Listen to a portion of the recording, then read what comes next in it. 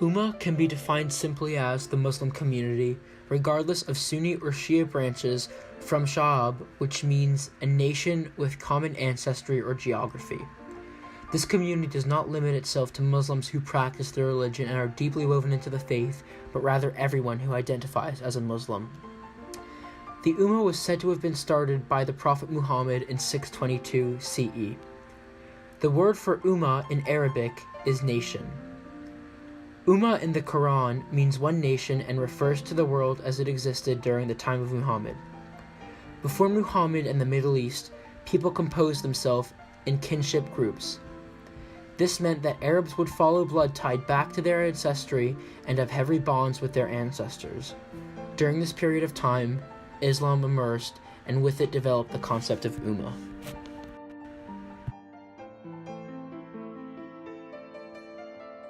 The Ummah serves the purpose to Muslims to provide a group where people who have beliefs about the Islamic faith can practice their religion, as well as speak to others who share the same beliefs.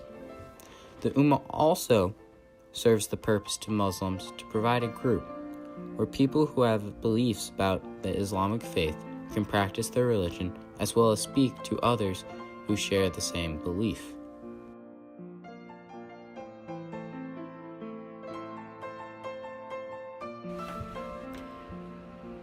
The one thing that unites or brings all Muslims together is called the Sharia, or the divine law. This brings everyone together into the Ummah group because they all connect over this one historical law that has so much to do with the religion today. The Sharia, or the divine law, is drawn from the Quran and the Sunnah and divides or separates actions into 5 categories. The 5 categories include obligatory, recommended, indifferent, disproved, and forbidden. These rules are considered to be all-encompassing and all set forth detail on how to practice Islam. They are almost the guidelines to the religion. The Islamic religion and the Muslim community take the Sharia so seriously that to not follow the Sharia and to ignore it is to stop being a Muslim. In today's world, the Sharia has served for many different government systems in many countries with a large Muslim influence. Some examples of countries that have this are Saudi Arabia, Iran, and Pakistan. The Ummah and the Sharia relate because the Sharia serves as the guidelines that unite all Muslims into the Ummah community. Whilst the objectives and the main focus of the Ummah sound simple, it is actually very complex. One of the main objectives is to learn and understand the difference to when people say we and when Muslims say we, because there is a big difference. Another objective is to learn about Muslim unity and how a Muslim culture is accommodated within the religion of Islam.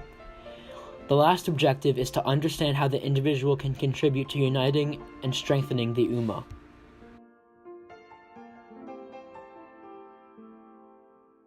This is explained in a passage from the Quran. The alms are only for the faqara, the poor, and al-masakin, the needy, and those employed to collect the funds, and to attract the hearts of those who have been inclined towards Islam, and to free the captives, and for those in debt, and for Allah's cause, and for the wayfarer, a duty imposed by Allah, and Allah is all-knower, all-wise. Al-Quran, verses 9 through 60. One thing that unites the Muslim community, or the Ummah, are the 5 pillars. The 5 pillars are specific religious and ethical requirements for Muslims.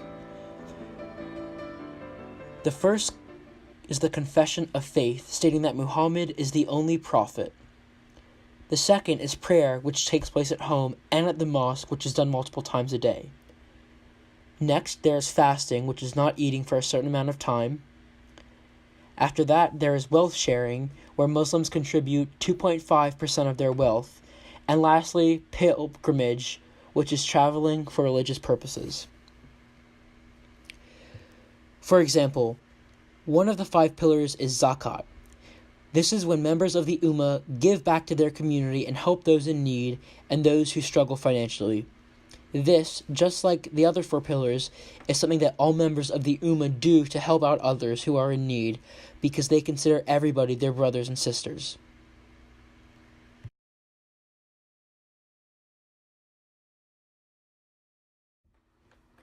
Another important pillar of the Muslim faith that is seen in the Ummah is the Shahada, or the Confession of Faith. This confesses that you are part of the oneness with Allah. This relates to the Ummah because everybody in the community takes this pillar seriously, and it brings all Muslims, aka everyone in the community, closer to Allah.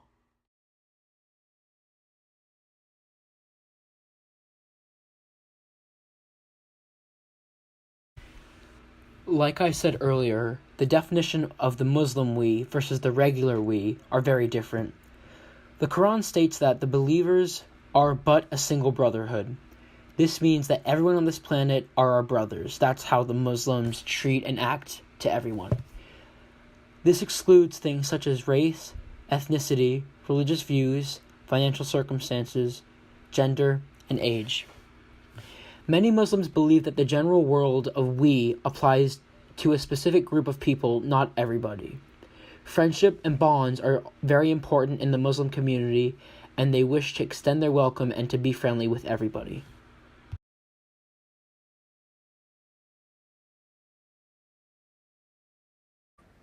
Sunni is one of the two major branches of Islam.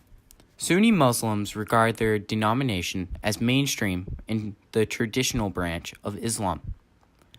The Sunnis recognize the first four caliphs as the Prophet Muhammad's rightful successors. Sunni orthodoxy is marked by an emphasis on the views and customs of the majority of the community. The Sunnis recognize the books of Hadith, which contain the word of Muhammad and his teachings.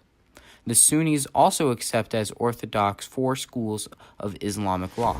Right now, Sunnis are a majority in most countries, besides Iran, Iraq, Azerbaijan, Bahrain, and Yemen.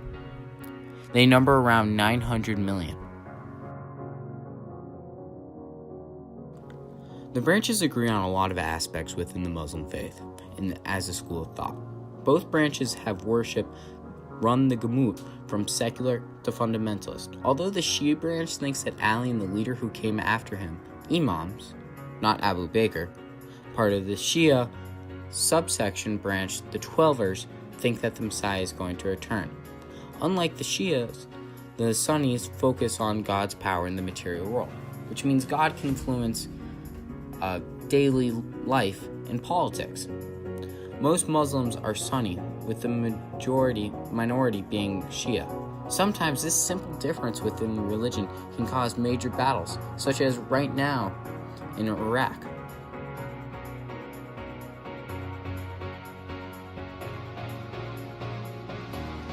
Shia Islam is a branch of Islam which believes that the Prophet Muhammad designated Ali ibn Abi Talib as his next successor, or Imam. This contrasts with Sunni Islam, who believe that Muhammad did not appoint a successor, and that instead elected Abu Bakr, who was appointed the caliph through Sudra, or community census.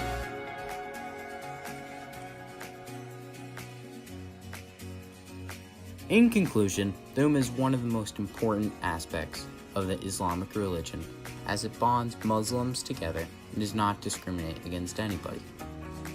It is also the simplest. It may be the most complex aspect of the Islamic religion. Whilst there are so many parts of the Ummah that can relate to all parts of Islamic faith, the most significant is that there is a special community for all Muslims to be part of and to practice their religion with and around others who have the same faith-based beliefs. It's almost like a massive family.